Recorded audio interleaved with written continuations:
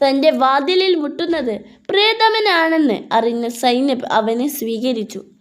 സുബഹി നിസ്കാര സമയത്ത് സൈനബ് ബീവി പള്ളിയിൽ വിളിച്ചു പറഞ്ഞു, ഞാൻ അബുൽ ആസിന് അഭയം നൽകിയിരിക്കുന്നു. മക്കളുടെ പ്രണയത്തിന് ആഴം മനസ്സിലാക്കിയ പ്രവാചകൻ അവൻ്റെ സ്വത്തുക്കളെല്ലാം തിരിച്ചു നൽകാൻ ഉത്തരവിട്ടു. ഈ സ്നേഹവും ഇസ്ലാമിൻ്റെ കാരുണ്യവും കണ്ട അബുൽ ആസിൻ്റെ ഹൃദയം ഉരുകി. അവൻ മക്കയിൽ തിരിച്ചെത്തി ആളുകളുടെ കച്ചവട മുതലുകളെല്ലാം കൃത്യമായി ഏൽപ്പിച്ച ശേഷം പരസ്യമായി പ്രഖ്യാപിച്ചു, ഞാൻ ഇസ്ലാം സ്വീകരിക്കുന്നു.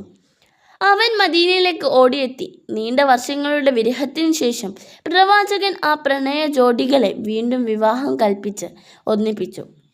തൻ്റെ വാതിലിൽ മുട്ടുന്നത് പ്രിയതമനാണെന്ന് അറിഞ്ഞ സൈനബ് അവനെ സ്വീകരിച്ചു. സുബഹി നിസ്കാര സമയത്ത് സൈനബ് ബീവി പള്ളിയിൽ വിളിച്ചു പറഞ്ഞു, ഞാൻ അബുൽ ആസിന് അഭയം നൽകിയിരിക്കുന്നു.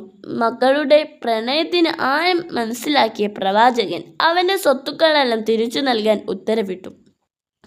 ഈ സ്നേഹവും ഇസ്ലാമിൻ്റെ കാരുണ്യവും കണ്ട അബുൽ ആസിൻ്റെ ഹൃദയം ഉരുകി. അവൻ മക്കയിൽ തിരിച്ചെത്തി ആളുകളുടെ കച്ചവട മുതലുകളെല്ലാം കൃത്യമായി ഏൽപ്പിച്ച ശേഷം പരസ്യമായി പ്രഖ്യാപിച്ചു, ഞാൻ ഇസ്ലാം സ്വീകരിക്കുന്നു. അവൻ മദീനയിലേക്ക് ഓടിയെത്തി. നീണ്ട വർഷങ്ങളുടെ വിരഹത്തിനു ശേഷം പ്രവാചകൻ ആ പ്രണയ ജോഡികളെ വീണ്ടും വിവാഹം കൽപ്പിച്ച് ഒന്നിപ്പിച്ചു.